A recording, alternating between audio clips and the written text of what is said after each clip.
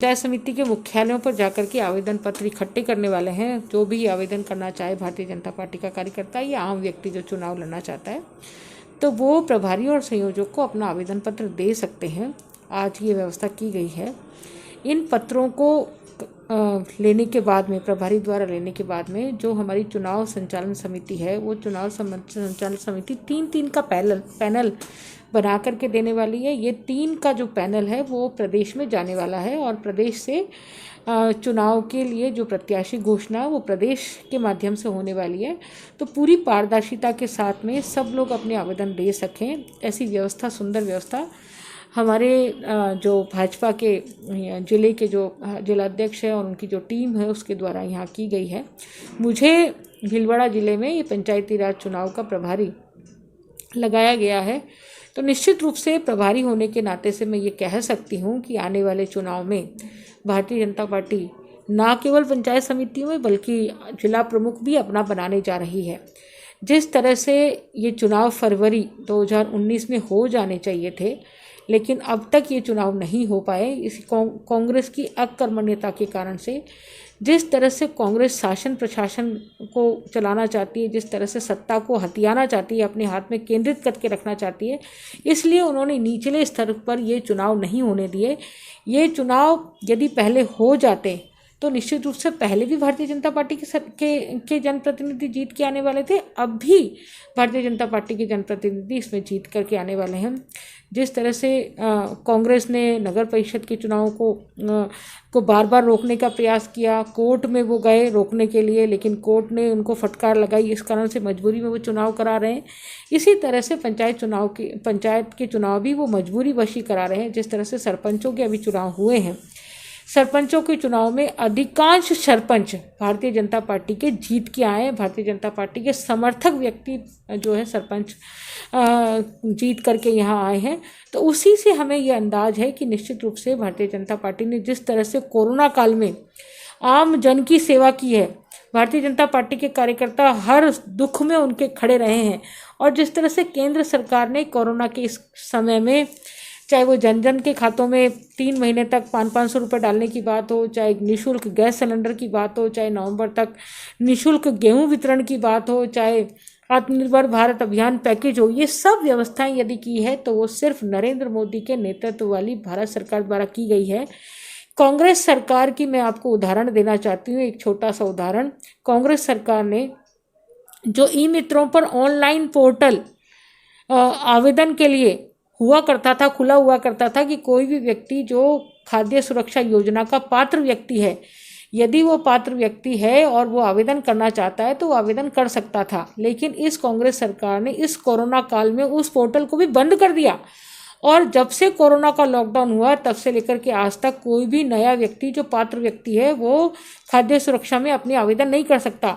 अशोक गहलोत बातें तो बहुत बड़ी बड़ी करते हैं, सपने तो बहुत अच्छे अच्छे दिखाते हैं, जादूगर की छड़ी को बहुत इस्तेमाल करते हैं, लेकिन धरातल पर कुछ करते नहीं हैं। पहली बार राजस्थान में ऐसा हुआ है कि खाद्य सुरक्षा का पोर्टल इतने समय तक बंद हुआ है। अशोक गहलोत ने एक बहुत बड़ी घोषणा करी थी और शायद आप लोगों को भी मैं याद दिलाना चाहती हूँ। अशोक गहलोत ने घोषणा करी थी कि हम जितने भी खाद्य सुरक्षा के पात्र लोग हैं, 100% पात्र लोगों को खाद्य सुरक्षा में कवर करेंगे। मेरा उनसे एक बहुत बड़ा प्रश्न है कि आप क्या घोषणा करके भूल बैठे क्या, कि घोषणा करने के बाद में आप 100% लोगों को तो रखना दूर, जो केंद्र सरकार के नॉर्म से 56% ग्रामीण क्षेत्र में, 56 या 54% और शेष प्रतिशत शहरी क्षेत्र में, उसको भी पूरा नहीं कर रहे हैं। आप आज ही आपका अखबार में स्टेटमेंट आया कि हम किसी को भूखा नहीं सोने देंगे। भाई भूखा नहीं सोने देंगे तो आपने पोर्टल क्यों बंद कर रखा? लोग दर दर की ठोकर खाने को मजबूर हो रहे हैं कि हमको खाद्य सुरक्षा में हमें नाम जुड़वाना है और आप खाद्य सुरक्षा में नाम नहीं जोड़ रहे हैं। तो इस तरह की ये दोगली सरकार, कांग्रेस का जिस तरह से बंटाढार इन लोगों ने किया है, जिस तरह से सरकार चल रही है, सिर्फ सत्ता बचाने के लिए, सत्ता बचाने के इर्द गिर्द ही ये सरकार घूम रही है, अशोक गहलोत की कार्यवाहियाँ घूम रही है। तो ये सब कुछ जनता ने बहुत अच्छे से समझ लिया है और भुगत भी लिया है। और अब जनता बार बार इस कांग्रेस को भुगतने के लिए तैयार नहीं है। इसलिए आने वाले चुनाव में भारतीय जनता पार्टी निश्चित रूप से अपना जीत का परचम फहराएगी, इतना मेरा कहना है। अशोक गहलोत सरकार ने अन्नपूर्णा योजना का नाम बदलकर इंदिरा रसोई योजना कर दी, इसके बारे में आप क्या कहेंगे? मैं तो आपको ये बताऊं कि अशोक गहलोत सरकार ने सर एक योजना का नाम नहीं बदला है। अशोक गहलोत सरकार ने सारी योजनाओं के नाम बदल दिए।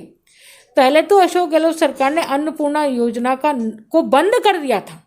मैं आपको सही तथ्य प्रस्तुत करूं तो पहले तो अशोक गहलोत जी ने आते से ही अन्नपूर्णा योजना को तत्काल प्रभाव से बंद करने की घोषणा कर दी और उसको बंद कर दिया। बंद करने के बाद में जब कोरोना का वायरस तेज गति से फैला और उस प्रदेश में लॉकडाउन लगा, और लॉकडाउन लगने के बाद में जब भारतीय जनता पार्टी और उनके भी जनप्रतिनिधियों ने इस बात की तारीफ करी कि अन्नपूर्णा योजना एक अच्छी योजना थी, आपको वापस अन्नपूर्णा योजना शुरू करनी चाहिए, तो मजबूरी बस अशोक गहलोत ने ये अन्नपूर्णा योजना को, चूंकि ये भारतीय जनता पार्टी के द्वारा चलाई गई योजना थी, इसलिए उन्होंने कहा हम इंदिरा गांधी योजना शुरू करेंगे। और अब जो इंदिरा गांधी योजना शुरू की है, मैं उसके बारे में भी आपको थोड़ा सा स्पष्ट बता दूं कि इंदिरा गांधी योजना की ये जो रसोई है, उस रसोई में ना तो हाइजीन का ध्यान रखा जा रहा है और ना कुछ अन्य चीज़ों का ध्यान रखा जा रहा है। जिस तरह से उनको खाना दिया जा रहा है, पहले 5 रुपये में मिलता था, अब 8 रुपये में मिल रहा है। तो ये योजनाएं नहीं, भारतीय जनता पार्टी में जो जल स्वावलंबन योजना चलाई गई थी उसका भी उन्होंने नाम बदल दिया। जो गौरव पथ योजना चलाई गई थी उसका भी उन्होंने विकास पथ नाम रख दिया, लेकिन कोई विकास हो नहीं रहा है। तो ऐसे उन्होंने सिर्फ नाम बदलने का काम किया है, ना तो उन योजनाओं पर मॉनिटरिंग की जा रही है, ना उनका कोई समीक्षा कर रहा है। सिर्फ नाम बदल करके योजना को चालू करने का के वाहवाही लूटी जा रही है। उसके बाद उस योजना का क्या अर्थ हो रहा है, उनको इससे कोई लेना देना नहीं है।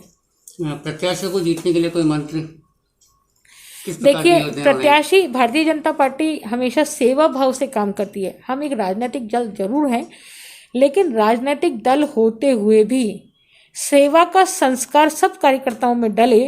ये सिर्फ नीचे के कार्यकर्ता नहीं, हमारा जो केंद्रीय नेतृत्व है वहाँ से ये परंपरा शुरू होती है और ये परंपरा हमारे बूथ के कार्यकर्ता तक पहुँचती है।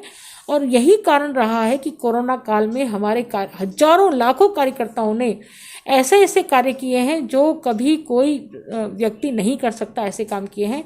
तो यही सीख हमारे प्रत्याशियों के लिए भी है, हमारे कार्यकर्ताओं के लिए भी है कि सेवा का भाव मन में रखते हुए, ये जो कहा जाता है कि सिर पर बर्फ, मुंह में शक्कर और पैरों में चक्कर, यदि ये 3 सिद्धांतों को कार्यकर्ता आत्मसात कर ले तो कोई भी कार्यकर्ता जो है एक जनप्रतिनिधि बन सकता है। एक जनप्रतिनिधि बहुत अच्छा समाज सेवक बन सकता है।